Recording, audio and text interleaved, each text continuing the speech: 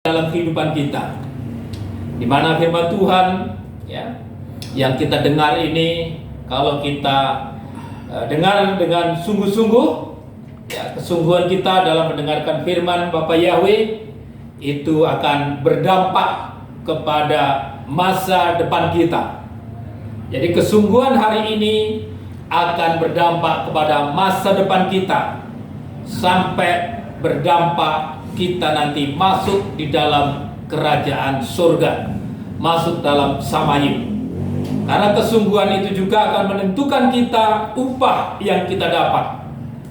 Jikalau kita dalam menerima firman Tuhan dengan tidak sungguh-sungguh, maka masa depan kita, masa depan kehidupan kita akan mengalami kesuraman. Tetapi kalau hari ini kita mendengarkan firman Tuhan, walaupun kita tidak seberapa, tetapi kalau kita sungguh-sungguh memperhatikan firman Tuhan, maka firman Tuhan ini dapat menolong kita saat-saat nanti mengalami kesusahan, saat-saat mengalami kesusahan besar yang akan melanda seluruh bumi. Jadi firman yang kita dengar hari ini itu akan berdampak pada nanti ketika kita menghadapi kesusahan, menghadapi kesulitan hidup. Ya, seperti dalam pujian tadi, hidup kita ini ditentukan dengan firman Tuhan. Firman Tuhan akan menentukan kita menjadi orang yang diberkati atau menjadi orang yang dikutuk. Karena hanya ada dua bagian, orang yang mendengar firman Tuhan dengan sungguh-sungguh diberkati. Orang yang mendengar firman Tuhan tetapi tidak mau melakukan, artinya tidak ada kesungguh-sungguhan, itu akan mendapatkan kutuk. Berkat dan kutuk itu senantiasa diperhadapkan kepada kita setiap hari. Kalau kita mau diberkati, taatlah kepada firman Tuhan. Ya. Dan kita harus memilih kehidupan, memilih berkat. Ya, kita akan melihat lagi firman Tuhan dalam renungan-renungan kita. Ya, kita masih merenungkan firman Tuhan di dalam tabernakel, masih ada dalam pintu gerbang. Ya, kalau sahabat yang lalu kita merenungkan firman Tuhan, yaitu tentang warna daripada pintu gerbang. Warna dasarnya itu adalah putih, yaitu pribadi Yeshua HaMasiah yang adalah kebenaran, kesucian, dan kesempurnaan. Dan kain putih, kain lenan itu disulam, ya, disulam dengan benang warna ungu, warna nila, dan warna kirmiji. Itu tiga warna yang menunjuk kepada pribadi Yeshua sebagai raja di atas segala raja dalam kemenangannya. Ya, dan warna biru atau warna nila itu berbicara tentang Yeshua sebagai hamba, melayani, ya, tidak pernah pantang menyerah. Ya, sebagai seorang hamba dia melayani dengan penuh tanggung jawab, mengerjakan pekerjaan yang berat, mengerjakan pekerjaan yang kasar, melakukan pekerjaan yang tidak pernah kenal lelah. Ya, itulah Yeshua sebagai hamba. Dan warna kirmiji atau warna merah itu Yeshua sebagai anak manusia dalam penderitaannya. Ya, dalam penderitaannya bagaikan anak domba yang teluh dibawa kepada pembantaian. Ya, selama Yeshua ada di muka bumi, dia banyak mengalami penderitaan. Penderitaan bukan karena dosanya, tetapi penderitaan Yeshua sampai pada akhirnya harus mati di kayu salib itu penderitaan oleh karena dosa saudara dan saya, sehingga kita mendapatkan pengampunan lewat penderitaannya di kayu salib, lewat darah yang dicurahkan di kayu salib, maka dosa-dosa kita diampuni. Dosa-dosa yang diampuni adalah dosa-dosa yang dimintakan ampun kepada Yesus HaMasiah.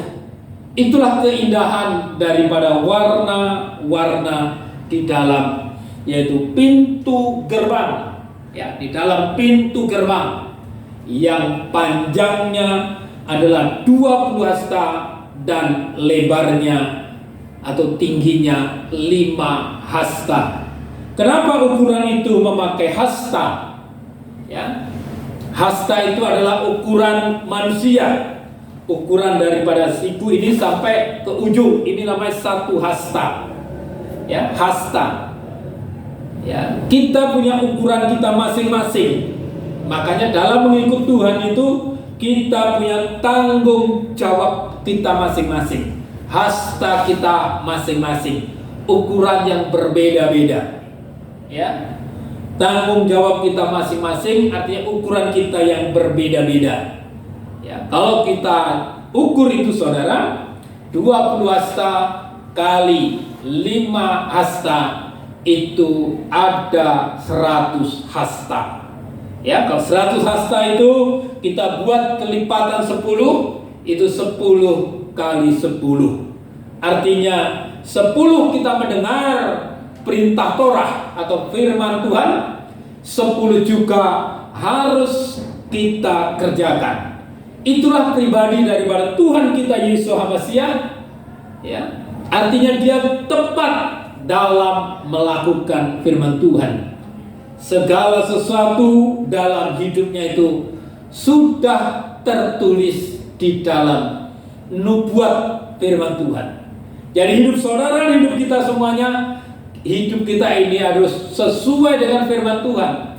Mendengar firman Tuhan dan melakukan firman Tuhan. Itu yang penting di dalam hidup kita. Seperti di dalam pembangunan Kemah Kudus Tabernakel ini, senantiasa ada perintah dan ada pelaksanaan. Mari kita lihat dulu kembali di dalam kitab Keluaran. Ya. Tidak mengapa kita baca berulang-ulang ayat firman Tuhan ini, Keluaran pasal 27, ya. Karena kalau kita ulang-ulang pun firman ini akan memberikan pengertian-pengertian yang baru. Karena firman Tuhan itu baru setiap pagi, setiap hari. Ya, mari kita baca dulu di dalam Keluaran, nanti Peter untuk membacakan pasal 27 ayat 26. Ini perintahnya.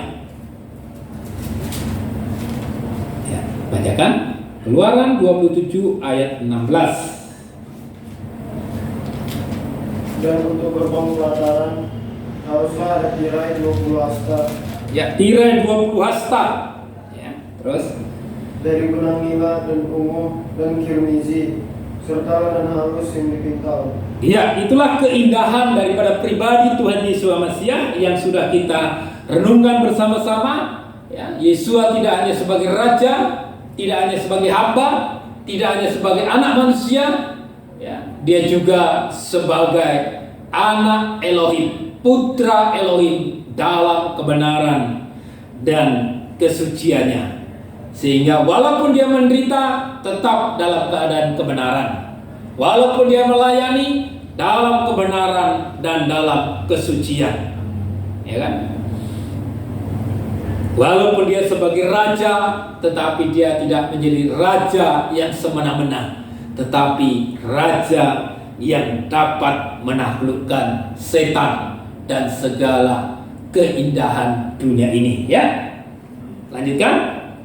Suatu karya seorang penyulam, tiang-tiangnya ada 4 dan alas-alas tumpuannya ada 4. Ya, jadi itu ada 4 tiang, ya, dan alas-alas tiang itu ada 4. Ya, ayat 19. Haruslah segenap perkakas tabernakel itu berada dalam masing-masing pelayanannya, dan haruslah semua patoknya serta semua patok pelataran itu dari tembaga. Iya, jadi tiang itu mempunyai patok. Ya, tentunya di dalam kitab Bilangan di sana ada tali-tali. Ya, patoknya itu supaya tiang itu kuat. Ya, nanti kita akan tunjukkan supaya tiang itu kuat. Selain tadi ada alas dari tembaga, ya. Itu nanti di dalam pelaksanaan ini kita baca dulu, nanti di sana lebih jelas lagi. Kita lihat dulu di dalam Keluaran pasal 38, ya. Pasal 38 ini, ya, di situ sudah mencakup pada membuat pelataran, ya. Bagian daripada pintu gerbang itu ada dalam pelataran, ya. Ayat 18, ya, sampai 20. Ya, ini ayat-ayat dasarnya harus kita baca, ya. Bacakan ayat 18, pasal 38 ayat 18, ya. Dan tirai gerbang pelataran itu adalah suatu karya seorang penyulam dari benang nila dan ungu dan kirmizi, Kalau mau tua, serta lenan halus tinggi pintar, dan panjangnya 20 hasta dan tinggi serta lebarnya 5 hasta. Ya, terus Sama dengan layar-layar pelataran. ayat 19. Dan tiang-tiangnya ada 4. Ya, tiang-tiangnya ada 4 terus. Dan alas-alas tumpuan tembaganya ada 4. Ya, alasnya juga ada 4 terus. Dan kaitan-kaitannya dari perak. Ya, ada kaitan-kaitan dari perak terus. Dan salut kepala-kepalanya serta penyambung-penyambungnya dari perak. Ya, ada salut kepala dari perak, penyambung-penyambung juga dari perak terus. Tetapi seluruh patok untuk tabernakel itu dan untuk pelataran sekelilingnya dari tembaga. Iya, jadi ada patok-patoknya dari tembaga, ya, dari tembaga, saudara, ya. Jadi supaya kita juga mengerti, ya, bahwa tabernakel itu, ya, sifatnya memang sementara di padang gurun dan berpindah-pindah. Ya, makanya supaya ada tiang-tiangnya, ada 4. Ya, tiang pintu gerbang itu ada 4. Tetapi tiang seluruhnya itu pelataran memang ada 60 tiang. Ya, 20 sisi selatan, 20 sisi utara. 10 itu sisi barat dan ada 10 itu sisi timur. Ya, jadi ada 4 tiang di tengah-tengah, 3 tiang sebelah kanan, 3 tiang sebelah kiri. Ya, makanya pintu gerbang itu ada posisi paling depan. Ya, posisinya itu paling depan, jalan satu-satunya masuk. Ya, artinya Yesus Masiah itu jalan satu-satunya keselamatan. Ya, hari ini kita akan belajar firman Tuhan, yaitu di dalam ini tentang tiang-tiang, 4 tiang dan 4 alas tiang. Ya, tiang ini menunjuk kepada yaitu pribadi yang akan menampilkan Tuhan Yesus Masiah dalam 4 warna. Ya, secara umum, saudara, tiang itu berbicara manusia, berbicara saudara dan saya. Itu tiang. Tentu tiang yang digunakan sini tiang yang sudah dipotong, tiang yang sudah dibersihkan, tiang yang tidak punya daun lagi. Ya, artinya tiang itu dipotong dari akarnya, diambil kayunya, dan tiang itu yaitu sudah dibersihkan, sudah dijemur, sudah kering. Ya. Jadi itu berbicara kehidupan kita yang dipanggil dan dipilih. Ya, memang di dalam pelajaran ini kita bicara nanti 4 tiang ini. Pertama sekali kita akan berbicara tentang yaitu 4 4 orang yang menulis pribadi daripada Tuhan Yesus Mesias, yang menulis 4 Injil, ya, 4 Injil. Ya, Matius, ya, itu dari suku, ya, dari suku, dari bangsa Yahudi, ya, itu jabatannya sebagai rasul dan menulis sebagai Yesua sebagai raja di atas segala raja. Itu Matius, ya, itu dari, ya, kalau kita lihat nanti dalam Matius pasal 10 itu, Matius ini adalah termasuk bagian daripada 12 murid, 12 rasul yang langsung dipilih Tuhan Yesus Mesias. Yang kedua itu Markus, ya, itu seorang pelayan, seorang pembantu, seorang pengerja, ya, pengerja daripada Rasul Paulus. Makanya Markus ini menulis, ya, dia bukan seorang rasul, tetapi dia seorang pengerja, seorang hamba, seorang pelayan. Makanya menulis Yesua sebagai hamba, ya, menulis Yesua sebagai hamba, ya, itu.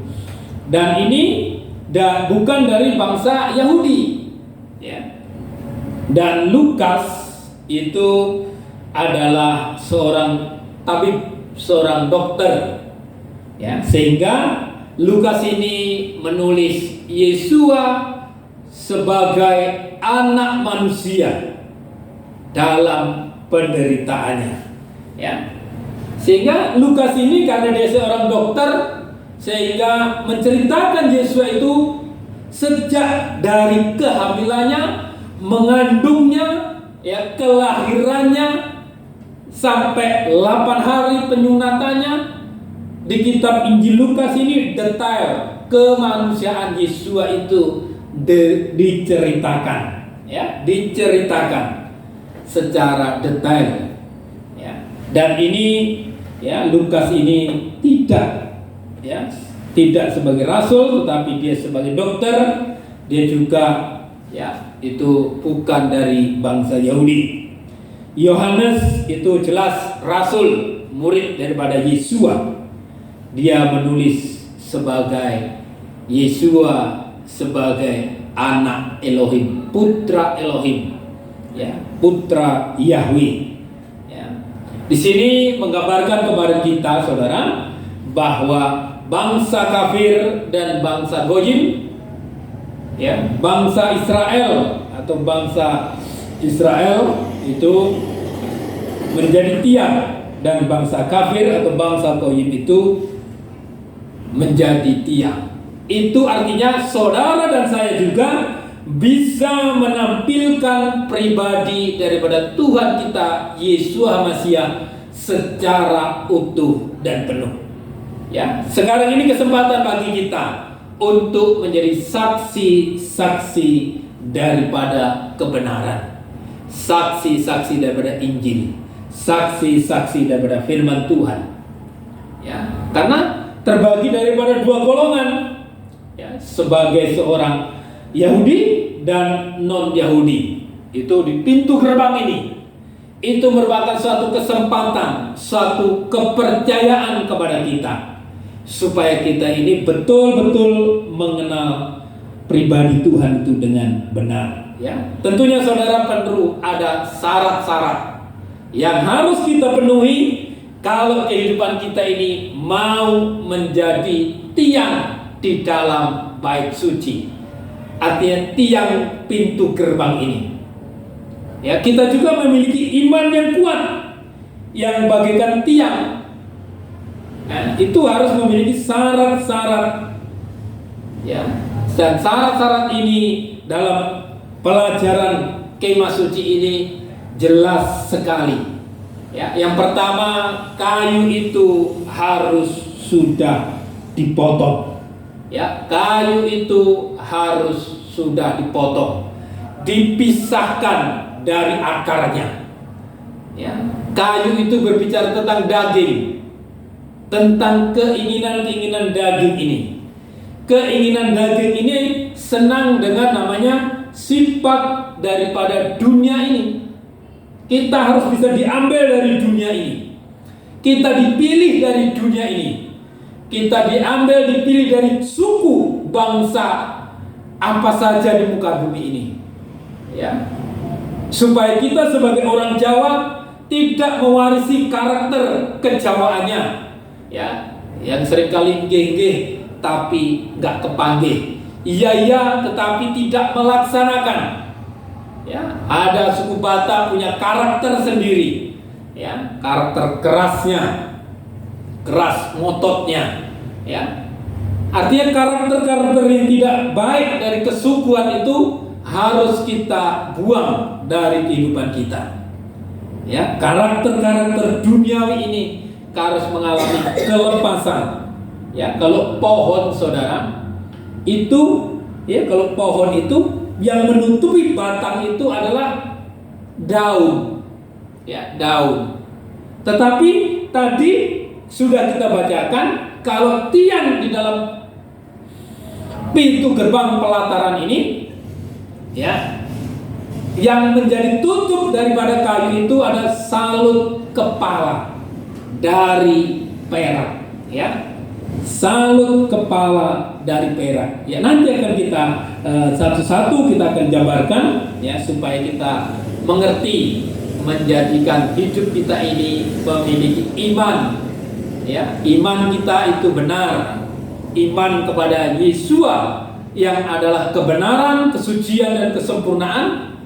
Iman kita kepada Yesua yang adalah anak manusia, mau kita menderita, mau kita sengsara, sekalipun banyak, ya, tawaran-tawaran tentang dunia ini, tetapi kita tidak mau, dan kita mau melayani dalam kerendahan hati. Tidak perlu puji-pujian, keagungan, kehormatan. Itu seorang hamba bekerja tanpa lelah untuk mengikut Tuhan, mengikut Bapa Yahweh. Ya, mari kita akan lihat dulu saudara, ya, tentang tiang yang pertama. Itu di dalam kitab Wahyu, ya. Wahyu, kita baca kitab Wahyu. Ya, kitab Wahyu pasal 3 ayat 12. Ya. Wahyu 3 ayat 12. Ya, bacakan kita. Siapa yang menang? Ya, siapa yang menang? Terus? Aku akan menjadikannya tiang di tempat kudus Elohimku. Iya, menjadikan tiang di tempat kudus Elohimku. Ya, artinya kalau kita menang, menang apa? Mengalahkan dunia, mengalahkan setan-setan. Ya, kita yang menang akan dijadikan soko guru, akan dijadikan tiang dalam bait suci. Ya, tentunya iman kita iman yang menang.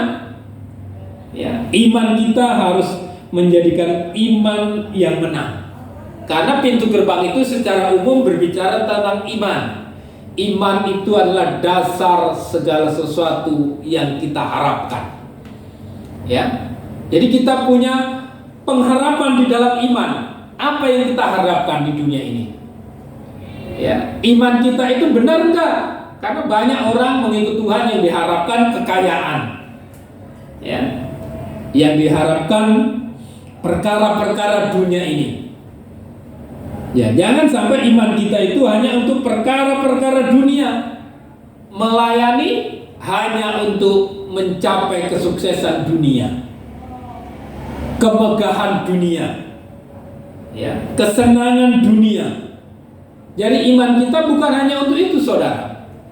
Iman kita itu harus, ya, iman yang melahirkan pengharapan itu harus kepada jauh di belakang tirai sampai masuk surga. Itu iman kita. Iman kita itu Ya, iman itu merupakan dasar daripada pengharapan. Ya, kita buka dulu ayat itu, tidak mengapa. Ibrani pasal yang ke-11, ya, ayat yang ke-1, ya, bacakan. Dan iman adalah dasar dari perkara-perkara yang diharapkan, bukti dari hal-hal yang tidak kelihatan. Ya, jadi iman adalah dasar dari segala sesuatu yang kita harapkan. Ya, jadi iman kita itu dasar dari segala sesuatu yang kita harapkan. Tentunya apa yang kita harapkan dalam hidup ini? Banyak pengharapan kita. Ya, banyak pengharapan kita. Iman kita itu merupakan dasar yang kita harapkan. Kalau kita sebagai anak-anak Bapa Yahweh berharap untuk hidup berkecukupan, ya, itu kita punya pengharapan mendapatkan kecukupan makan minum. Kalau kita punya iman, kita berharap kepada Bapa Yahweh. Tetapi banyak orang yang pengharapannya salah, pengharapannya kepada manusia. Sehingga ketika mengalami lapar, ketika mengalami kekurangan, maka orang itu gampang sekali berhutang. Ya, itu kan kita mengharapkan segala sesuatu. Iman adalah dasar dari segala sesuatu yang kita harapkan. Ya, kita menginginkan makan minum, ya. Tetapi karena kita berakar kepada iman yang salah kepada perkara dunia tadi, dia tidak berharap kepada Bapa Yahweh yang tidak kelihatan. Yang tidak kelihatan itu sanggup menyediakan yang diperlukan, dibutuhkan. Ya, sedangkan bangsa Israel saja makan minumnya dari mana yang turun di pagi-pagi buta. Setiap pagi ada embun, ada mana. Bukit batu bisa terbelah mengeluarkan air.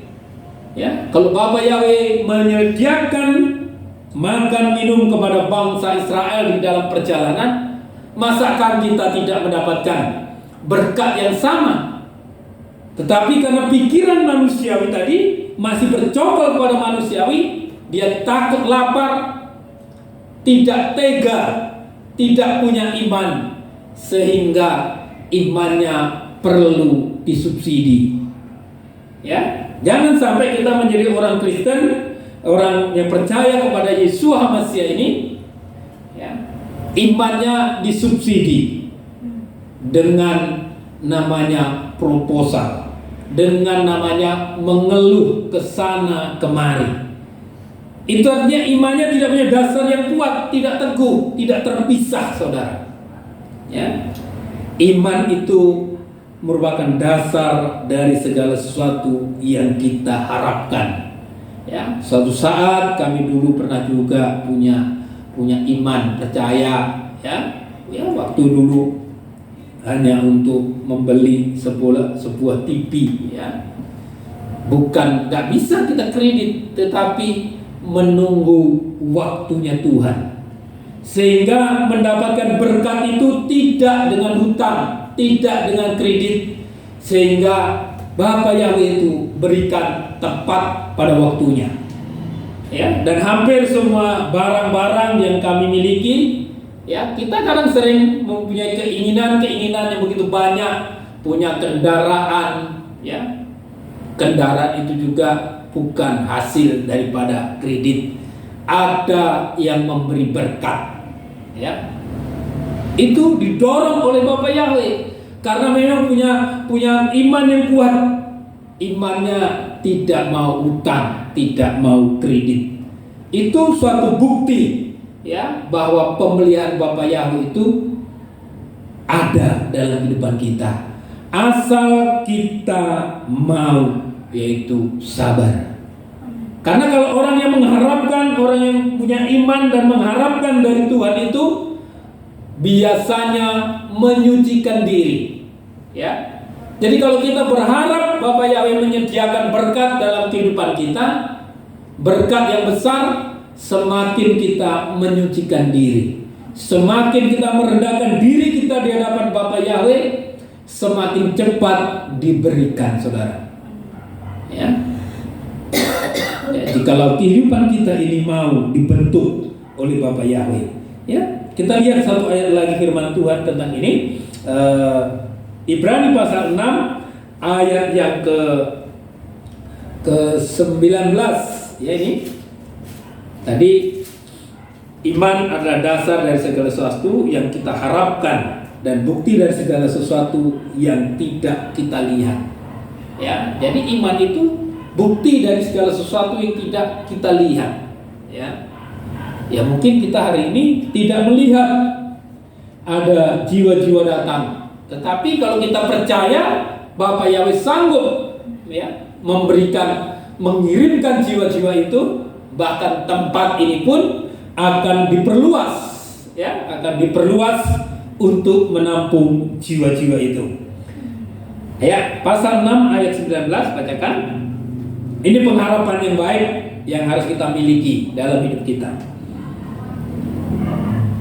Yang kita dapatkan seperti sebuah jangkar bagi jiwa, yang pasti dan juga teguh, dan yang masuk ke bagian dalam dari tabir. Ya, bagian dalam dari tabir, ya.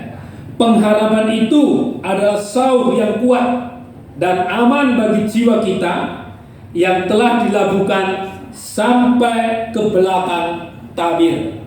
Artinya iman dan pengharapan kita ini, saudara, harus sampai di belakang tabir, di belakang pintu tirai, ya kan?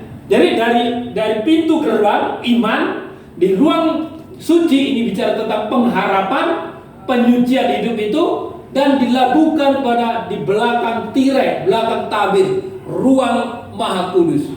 Artinya sasaran kehidupan kita memiliki iman dan pengharapan ini, saudara, sampai kita masuk dalam kerajaan 1000 tahun damai dan dilanjutkan nanti dalam kerajaan kekal selama-lamanya.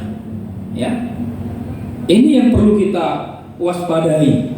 Itu artinya hidup kita tidak mau lagi bercokol kepada dunia ini. Kita ini menjadi orang yang dipanggil, dipilih, dan dibenarkan. Ya, dipanggil, dipilih, dan dibenarkan. Itu artinya tiang itu sedang dibentuk. Hidup saudara dan saya sedang dibentuk oleh Bapa Yahweh. Ya. Dan akhirnya nanti masuk dalam kemuliaan. Ya, persiapkan hati saudara untuk dibentuk sesuai dengan kehendak daripada Bapa Yahweh. Ya. Kalau di dalam kitab Injil Roma, kita baca Roma, ya, apa? Ya, kitab Roma, surat Paulus kepada jemaat di Roma, ya, Roma 8, ya, ayat yang ke 28.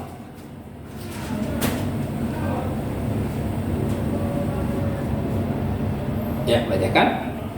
Dan kita mengetahui bahwa segala sesuatu bekerja bersama-sama untuk kebaikan bagi mereka yang mengasihi Elohim, yaitu bagi mereka yang terpanggil sesuai dengan rencananya. Ya, bagi mereka yang terpanggil sesuai dengan rencana Elohim. Jadi saudara dan saya itu terpanggil menjadi tiang. Ya, terpanggil kehidupan kita ini ditulisi dengan firman Tuhan. Terpanggil menjadi orang yang beriman kepada Yesus HaMashiach. Terpanggil, ya, menjadi orang yang terpanggil sesuai dengan rencana Elohim, rencana Bapa Yahweh. Terus ayat 9. Sebab mereka yang telah Dia kenal sebelumnya juga telah Dia telah tetapkan serupa dengan gambar putranya. Ya, terus Sehingga Dia menjadi yang sulung di antara banyak saudara. iya, ya. Sebab semua yang telah dipilihnya dari semula, mereka juga ditentukannya dari semula untuk menjadi serupa dengan gambaran anaknya, supaya ia anaknya itu menjadi yang sulung di antara banyak saudara. Ya, Yesus menjadi yang sulung, kita menjadi saudara-saudara daripada Tuhan kita Yesus Mesias.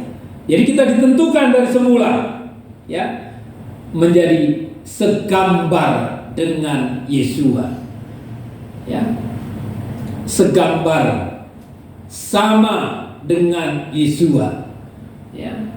Jadi kita kan menjadi Yesus juga sebagai tiang menegakkan kebenaran, menyaksikan kebenaran, menyaksikan kesucian, ya. Jadi dia tampil di pintu gerbang itu. Akulah jalan, kebenaran, dan kehidupan. Itu Yesus. Kita juga, saudara, akan menjadi jalan keselamatan kalau hidup kita seperti Yesus. Tetapi kalau kehidupan kita tidak sama dengan Yesus, dalam kematian dan kebangkitannya, dalam sifat-sifat yaitu yang tertulis, yang tergambar dalam pintu gerbang ini, maka kita juga akan menjadi gagal, saudara. Jangan sampai kita mencontoh teladan dunia ini, tetapi kita mau mencontoh teladan Yesus, ya. Kalau kita tidak sesuai dengan Yesus, maka kita, saudara, orang tidak akan bisa masuk. Orang tidak akan bisa selamat melihat kesaksian hidup kita. Jangan-jangan banyak orang tersandung tentang kehidupan kita, ya. Karena apa? Karena masih mengakar kepada dunia tadi, ya. Masih angkuh. Ya, kita lihat dulu di dalam 1 Yohanes. Ini orang yang masih hidupnya mengakar, mencintai dunia, ya.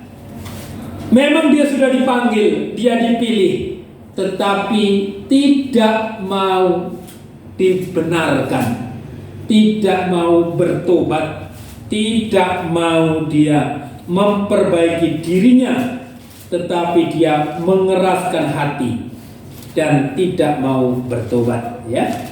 Mari kita lihat dalam 1 Yohanes pasal yang ke-2 ayat 16. 1 Yohanes pasal 2 ayat yang ke-16.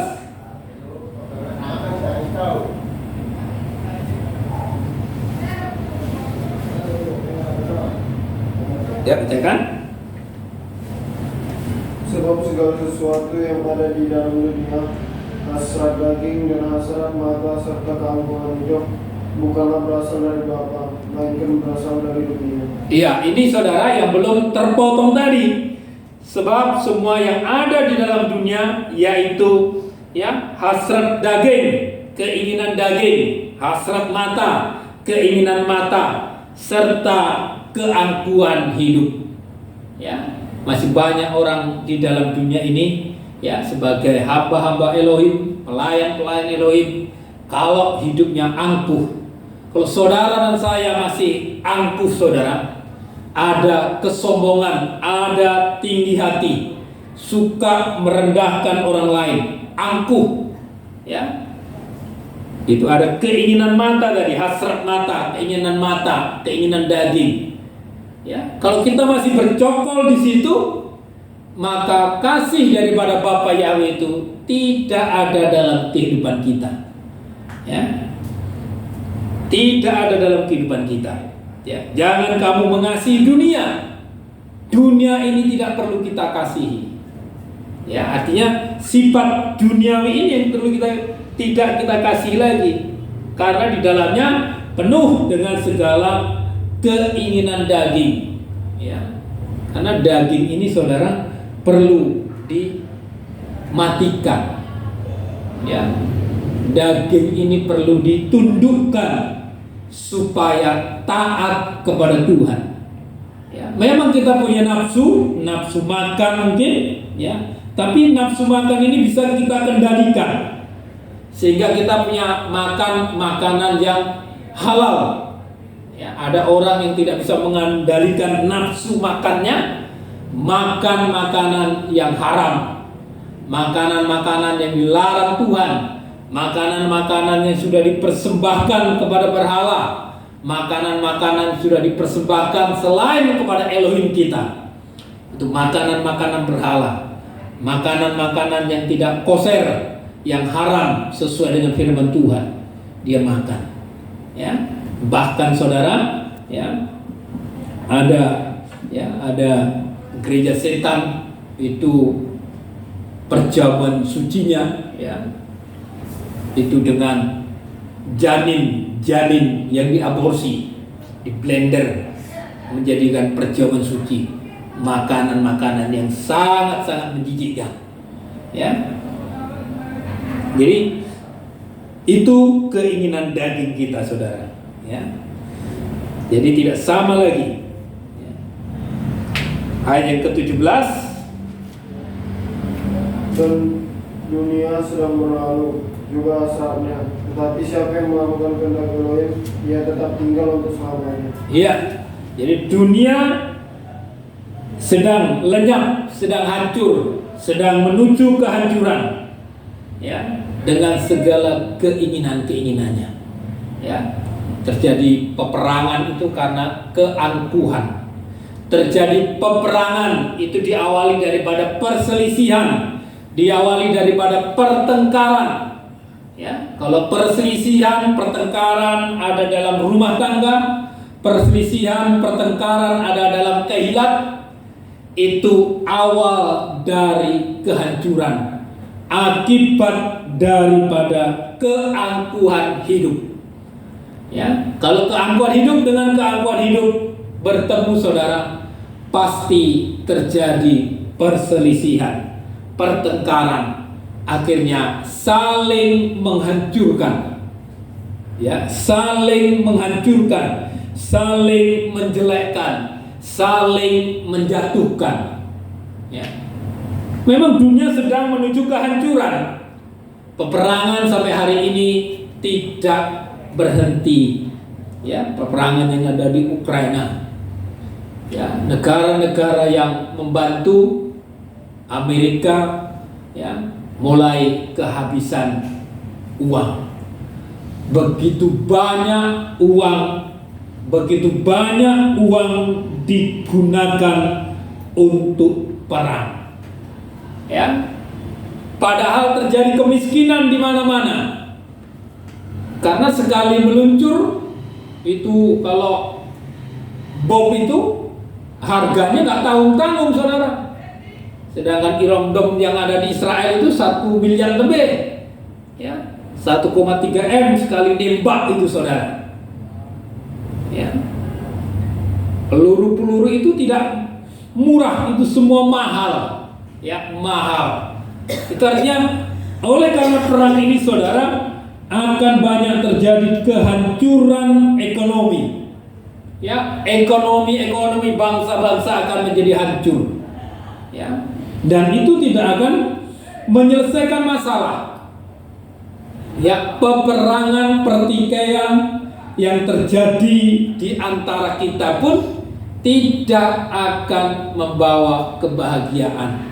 Yang menang semakin sombong, yang menang akan semakin menindas, yang menang akan semakin berkuasa, yang kalah menderita kerugian dan kehancuran.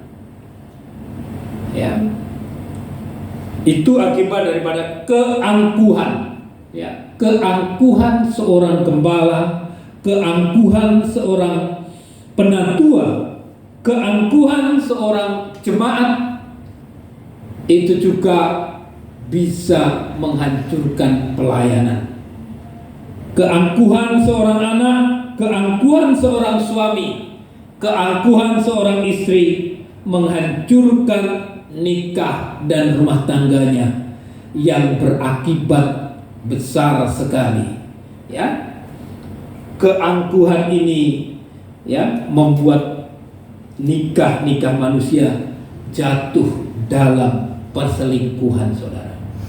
Ya, keangkuhan, ya, keangkuhan, ya, dikatakan situ keangkuhan. Ya, karena selingkuh itu selingan orang angkuh. Ya kan itu. Kalau orangnya angkuh, sombong, merasa hebat, kan selingkuh, selingan orang angkuh.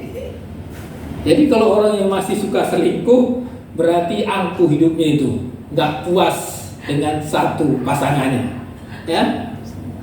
Kan karena nggak puas itu kan, nggak puas, makanya dia selingkuh karena angkuh hidupnya.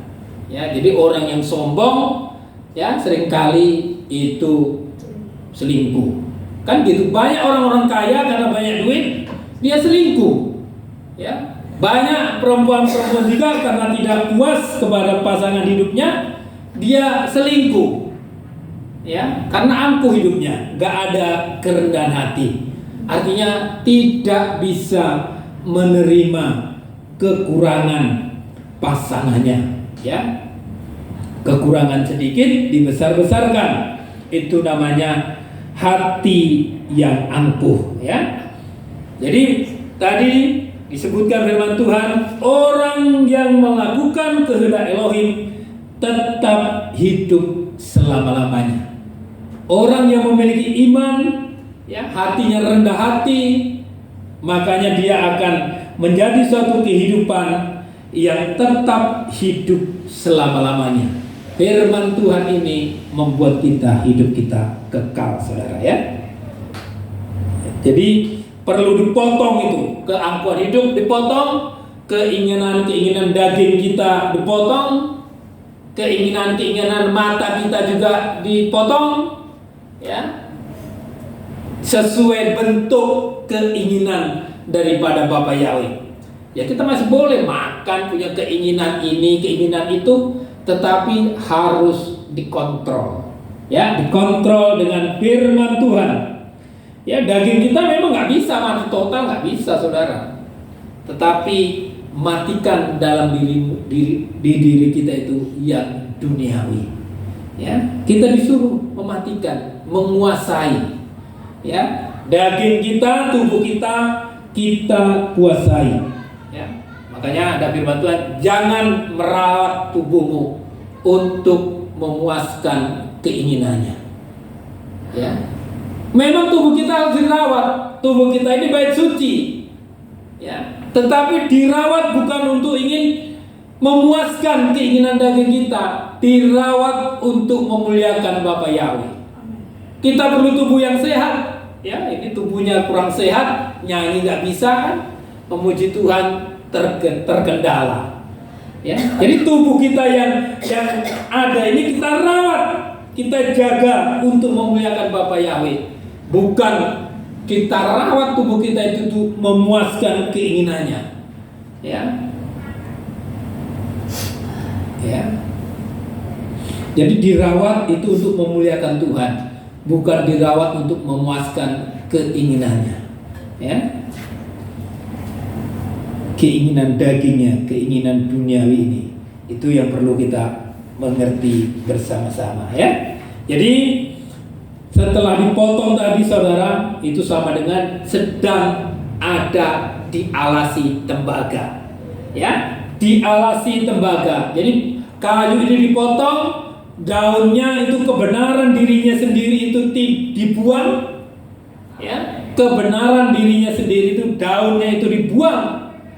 Di sini tidak ada daun, tidak ada kebenaran manusia. Yang ada adalah kebenaran Bapa Yahweh. Daunnya dibuang, ya, digantikan dengan namanya salut kepala dari perak. Artinya yang ada di pikiran kita, yang ada di otak kita itu berbicara tentang perak. Perak itu adalah ketebusan, ya, ketebusan oleh karena darah Yesua. Itu perak, saudara. Perak itu bicara tentang ketebusan, ya. Perak itu bicara tentang ketebusan, ya. Yesua dijual oleh Yudas 30 keping perak, ya. 30 keping perak itu Yudas, ya, dijual, yaitu 30 keping perak, saudara, ya. Ya. Coba kita lihat dulu di dalam Matius pasal 27, ya, kalau nggak salah itu Matius pasal 27. Itu perak salut. Jadi di otak kita ini, di pikiran kita ini, saudara, harus sudah ada tersalut dengan perak, tersalut dengan korban Yeshua HaMasiah.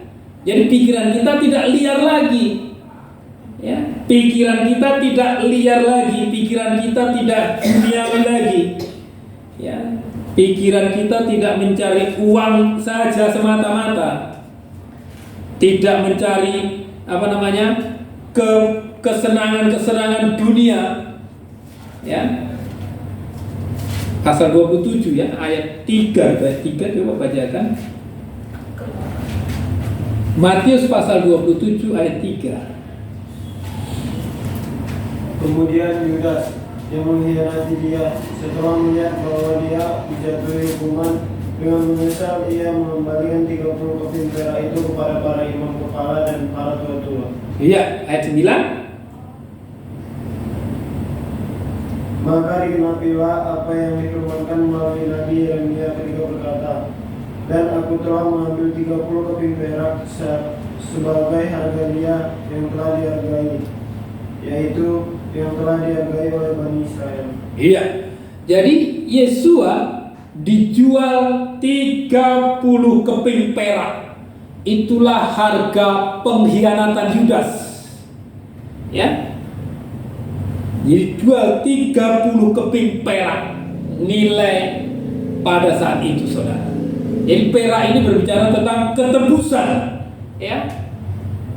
Karena dari nilai ini maka Yudas menyerahkan Yesua, ya, Yudas ini menyerahkan Yesua untuk tersalib pada akhirnya. Itu nilai, ya, nilai tukar daripada harga ketebusan itu. Artinya saudara, dalam hati dan pikiran kita ini harus tersalut dengan perak, ya, dengan perak itu, saudara. Perak itu bicara tentang ketebusan. Tetapi kalau tembaga, ya, tembaga itu bicara tentang penghukuman akan dunia. Ya, ada penghukuman. Ya, itu langit itu bagaikan tembaga. Itu bagian kutub penghukuman. Ya, jadi perak, ya, jadi perak itu ada di atas salut kepala. Ya, artinya kepala kita, ya, kepala kita itu harus menuju kepada Yesua yang menjadi korban. Ya, jangan seperti Yudas menjual, justru Yudas itu menjual. Ya, peraknya itu dia dapatkan, tetapi Yesua dihianati. Ya, kita mau, saudara, kita bersalutkan perak. Ya, perak nanti di dalam tabernakel ini itu yang dicatat dalam firman Tuhan itu setiap jiwa mempersembahkan setengah sikal perak. Orang kaya, orang miskin, hamba, merdeka, besar, kecil, semua orang Israel itu mempersembahkan setengah sikal perak. Ya, artinya apa, saudara? Apa yang dapat dipersembahkan orang kaya, orang miskin, besar, muda, tua? Yang bisa dipersembahkan adalah hati kita. Orang kaya bisa mempersembahkan hatinya kepada Tuhan. Orang miskin bisa mempersembahkan hatinya kepada Tuhan. Ya, Lazarus bisa mempersembahkan hatinya kepada Tuhan. Zakheus, orang yang kaya, bisa persembahkan hatinya kepada Tuhan. Sehingga dia berkata, orang yang pernah aku tipu akan kukembalikan 4 kali lipat. Ya. Itu Zakheus, itu orang kaya, tetapi dia bisa menerima, mempersembahkan hatinya kepada Tuhan. Ya. Kenapa? Karena hidupnya sudah mengalami penebusan. Kalau saudara dan saya, saudara, sudah mengalami penebusan, maka hati kita sepenuhnya akan kita persembahkan kepada Tuhan kita Yeshua Masiah. Ya, makanya kasihilah Yahweh Elohimmu dengan segenap hatimu, dengan segenap akal budamu, dengan segenap jiwamu. Ya. Itu orang yang sudah mengalami penebusan dengan sempurna. Ya, kita melihat, kalau kita melihat perjalanan daripada murid-murid Yesua ketika belum ada terjadi penebusan, ya, belum ada korban Yesua di kayu salib, tak ada yang bertahan. Ya, Petrus pun tidak bertahan, menyangkal 3 kali. Ya kan? Murid-muridnya lari terbirit-birit ketika Yesua ditangkap. Tak ada yang bertahan, saudara. Ya. Hanya beberapa orang saja yang mau mengikuti Yesua sampai di kayu salib.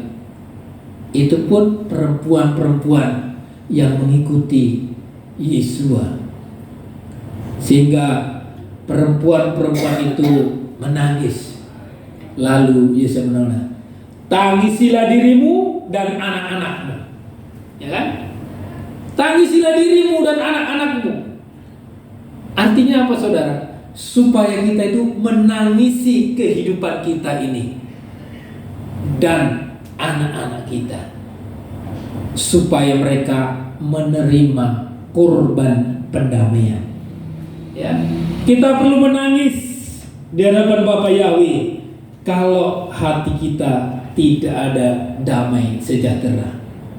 Saat hati kita tidak ada damai sejahtera karena ada dosa, ada pelanggaran, ada ketidaknyamanan dalam hidup kita oleh karena dosa, disitulah kita datang merendahkan hati kita. Kita menangis di hadapan Bapa Yahweh. Ya.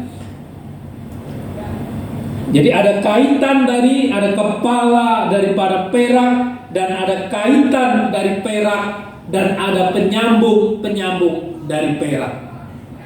Kaitan, saudara, ya, dari tiang itu dimasukkan kaitan. Ya, artinya apa? Kehidupan kita itu harus mau mengalami penderitaan karena kita mau bersekutu dalam kematian Tuhan kita Yesus Masias. Ada kaitan masuk ke dalam kayu tadi. Kayu itu daging kita. Daging kita itu mau menderita karena kebenaran. Ya, dikait masuk ke dalam, ditancapkan paku, ditancapkan kaitan. Ya, tubuh kita ini mau menyalibkan daging dan segala keinginannya. Ya, memang banyak sekali hari Sabtu banyak pesta. Ya, banyak orang tidak mau beribadah karena pesta, karena kesenangan dunia. Ya, diundang pesta langsung. Ya, kalau diundang pesta datangnya langsung, maka orang akan pilih nanti ikut pesta. Tuan rumah yang mengundang. Ya. Kita ini juga tuan rumah yang ada di sorga yang mengundang kita. Ya, jadi kita bersyukur kita diundang oleh Bapa Yahweh, diundang oleh Yesus secara langsung untuk pesta. Ya, ibadah ini bagaikan pesta. Sabat itu perayaan, Sabat itu pesta. Ya, jadi kita juga perlu pesta rohani. Pesta, ya, yang tidak beragi firman Tuhan, pesta firman Tuhan. Ya, karena tadi di dalam kitab 1 Yohanes pasal yang ke-2 ayat 16 tadi, orang yang melakukan kehendakku, melakukan firman Tuhan itu akan hidup selama-lamanya. Ya. Ya, jadi ada kaitan, juga ada penyambung dari perak. Penyambung ini antara tiang satu dengan tiang satu, ya, dengan tiang yang satu lagi itu namanya ada penyambung. Ya, jadi penyambung perak itu tidak langsung ke kayu, tetapi penyambung itu yang menyambungkan itu ada kaitan perak dan penyambungnya. Penyambung ini bicara tentang hubungan kita. Ya, mungkin kita ini suami istri, ada anak. Ya, itu, tapi hubungan itu, saudara, tidak hubungan daging, hubungan dalam Tuhan kita ini, hubungan kita ini memang dalam kehilat, dalam gereja itu ada satu keluarga, satu famili, satu bapak, satu ibu, satu suku, satu marga. Tetapi hubungan kita tidak terbatas kepada satu suku, satu marga, satu bapak, satu anak. Tetapi hubungan kita ini, saudara, disatukan karena kita sama-sama sudah ditebus. Ya, ada orang yang dalam gereja, dalam persekutuan disatukan satu organisasi. Kalau hanya disatukan organisasi dunia ini, cepat atau lambat akan terjadi gesekan dan akhirnya menjadikan persekutuan itu bisa pecah. Ya, menjadikan persekutuan itu pecah. Tetapi kalau diikat, dihubungkan satu dengan yang lain karena perak, karena sama-sama menghargai korban Yesus Masiah, ya, dan dia mematikan, sama-sama kita mematikan keinginan daging kita, mematikan nafsu kita, mematikan kepentingan diri kita, mematikan egois kita masing-masing, maka persekutuan itu akan kuat. Ya, akan kuat. Kan seringkali terjadi persekutuan ini karena kita disatukan hanya sekedar STM, hanya sekedar satu organisasi, tetapi tidak disatukan lewat korban Yesus Masiah di kayu salib ini, sehingga daging itu, keinginan dunia itu berkembang-kembang, sehingga saling menjatuhkan, saling menonjolkan diri, saling menghina, saling merendahkan, sehingga akibatnya kehancuran itu terjadi, saudara. Ya, karena itu tidak berasal dari Tuhan, dari atas, tetapi dari dunia, dari roh-roh dunia. Ya, kita lihat dulu satu ayat firman Tuhan, kalau nggak salah dalam Yakobus, ya. Ya, Yakobus, ya, mana ya?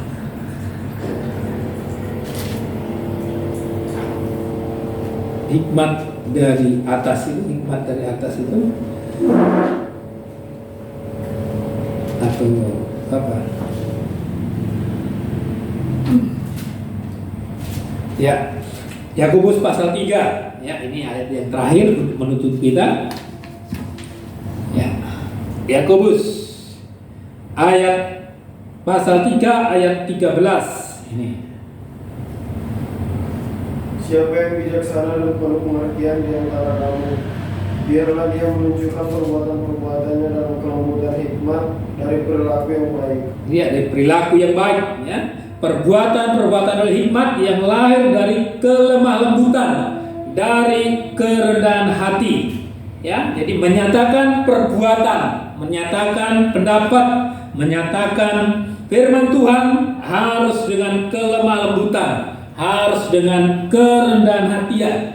Menegur juga harus dengan lemah lembut, dengan rendah hati. Ayat 14. Namun jika kamu mempunyai hati yang pahit, ya, iri hati yang pahit.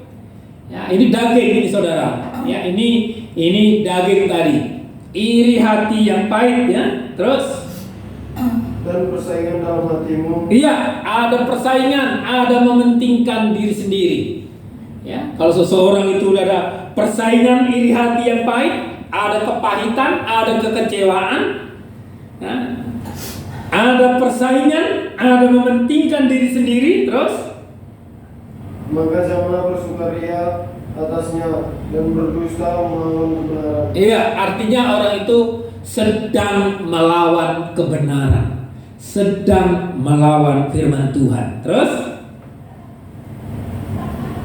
ini bukanlah hikmat yang turun dari atas, melainkan yang duniawi. Iya, hikmat dari duniawi.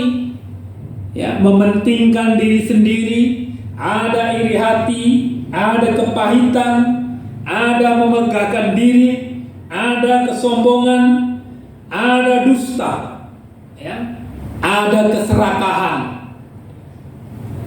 Ya, itu artinya bukan dari atas tetapi dari dunia. Terus yang jiwani, yang jahat. ya, dari dunia yang jiwani, yang jahat, ya, dari nafsu manusia, dari setan-setan. Ya. Terus Sebab di mana ada iri hati dan persaingan, di sana ada kekacauan dan segala perbuatan jahat.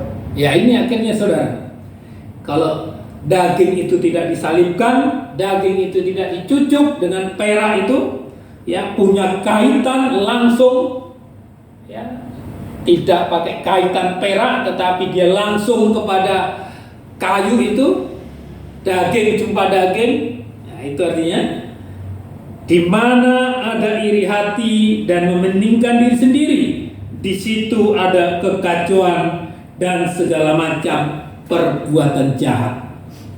Ya, kacau, ya, hatinya kacau, pelayanannya kacau, dan perbuatan jahat. Ini artinya bertambah-tambah. Ada perbuatan-perbuatan jahat, ada maksud-maksud jahat, ada maksud-maksud tersembunyi. Itu yang perlu kita hindari di dalam kehidupan kita. Terus ayat 17. Namun hikmat yang dari atas pertama-tama adalah benar-benar murni. Ya, benar-benar murni, tidak ada punya maksud-maksud tersembunyi, ya, tidak curang. Nah, itu murni, semata-mata untuk menyelamatkan, semata-mata untuk kebaikan bersama-sama. Itu murni. Terus Selanjutnya penuh damai sejahtera. ya, penuh dengan damai sejahtera. Ya, karena tidak ada iri hati lagi, tidak mementingkan diri sendiri. Damai, damai sejahtera. Ya, ada damai. Ya, rukun, ada damai, ada rukun. Terus Baik hati. ya, baik hati. Ya, kebaikan hatinya itu nampak kepada semua orang. Baik hatinya, baik hatinya, tidak kotor, hatinya tidak najis, hatinya tidak jahat. Baik hatinya, terkenal menjadi orang yang baik hati, tidak dibuat-buat, ya, tidak ada motivasi yang lain, tidak mencari keuntungan diri sendiri. Terus Penurut. iya, senantiasa menuruti firman Tuhan, penurut, gampang diatur, itu penurut, ya, gampang dibimbing, itu penurut. Terus Penuh kemurahan dan buah-buah yang baik, tidak memihak dan tidak berpura-pura. iya, tidak memihak, tidak berpura-pura. Kasih itu jangan berpura-pura, ya, tidak memihak, tidak pandang bulu, ya, tidak manis-manis di bibir, ya, tidak. Ya, ini banyak orang memihak-mihak, ya, untuk mencari keuntungan. Orang yang memihak-mihak ini biasanya menjilat untuk mencari keuntungan. Ya, itu namanya orang yang memihak-mihak, tetapi tidak memihak, tidak munafik. Ya, munafik bukan nabi, dikiranya licik. Ya, tampangnya seorang hamba Elohim, tampangnya seorang pendeta, tetapi banyak trik dan intrik. Itu namanya munafik, tidak sesuai dengan kapasitasnya yang ditampilkan. Ya, wajahnya tidak sesuai dengan perbuatannya, keberadaannya tidak sesuai dengan tingkah lakunya. Ya, nampak baik di depan, tetapi ada udang di balik batu, ada maksud tersembunyi. Ya, ini namanya munafik. Terus ayat 18. Dan buah-buah kebenaran ditaburkan dalam damai sejahtera bagi mereka yang membuat perdamaian. Ya, yang ada. Dan buah yang terdiri dari kebenaran.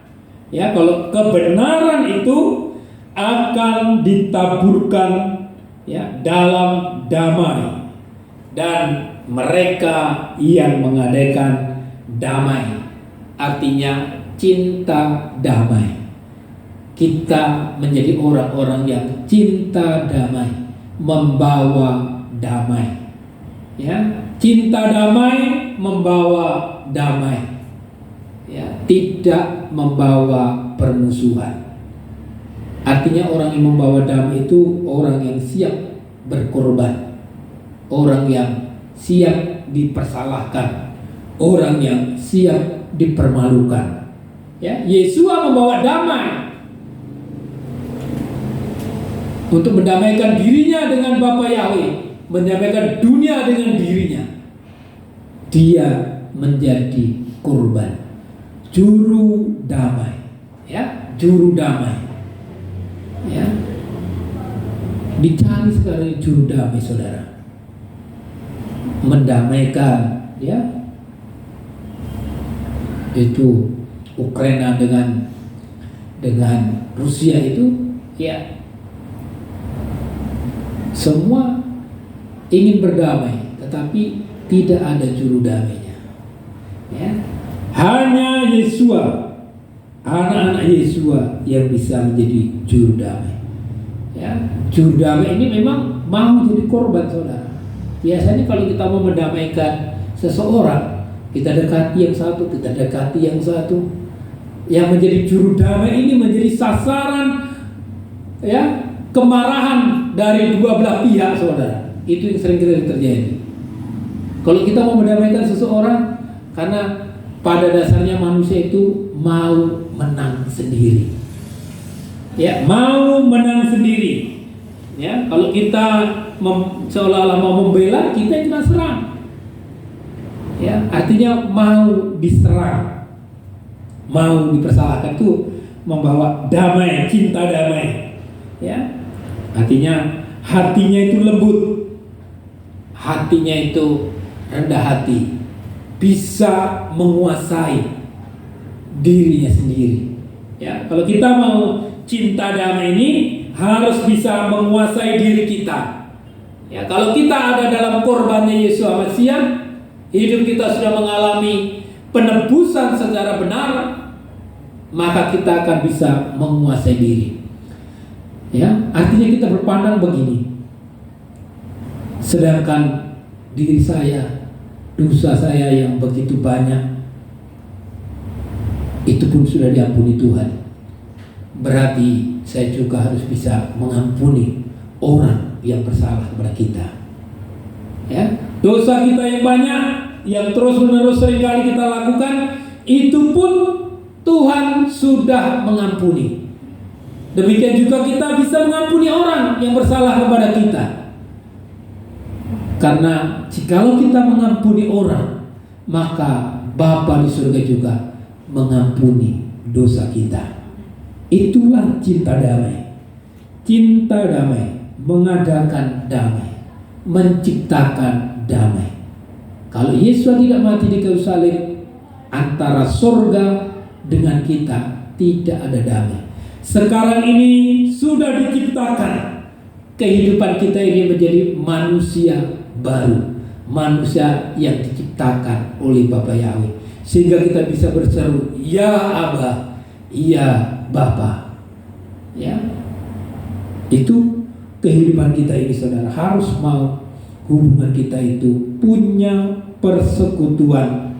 Hidup kita ini tidak daging ketemu daging, tetapi kaitan perak itu harus sama-sama kita memiliki. Rasa sakit oleh karena mau berdamai harus kita miliki. Ya, inilah hubungan kita antar sesama tiang-tiang pintu gerbang itu. Ya, tiang-tiang pintu gerbang itu akan berdiri kokoh. Ya, kalau kita lanjutkan sedikit lagi, itu ada tali dan patok yang menancap ke bumi. Ya, itu dari kaitan itu, dari kepala itu akan ada tali. Jadi tali itu, saudara, ada patoknya. Kalau dulu kita suka berkemah, ya, Kalau dipatok itu, tali itu dengan patok itu, semakin dalam patok itu, semakin ketat tali itu, semakin kuat. Artinya apa? Semakin kita mematikan, mematokkan daging kita, semakin kita menghukum sifat-sifat dunia kita, sifat-sifat daging kita, itu semakin kuat. Semakin kuat itu artinya semakin setia kita, saudara. Ya, semakin setia. Jadi tali itu kesetiaan kita, itu kesetiaan menghukum. Ya, kesetiaan kita itu kesetiaan menghukum daging. Hari ini bohong, dihukum bohongnya. Hari ini mencuri, mencurinya dihukum. Hari ini suka ngutang, ngutangnya dihukum.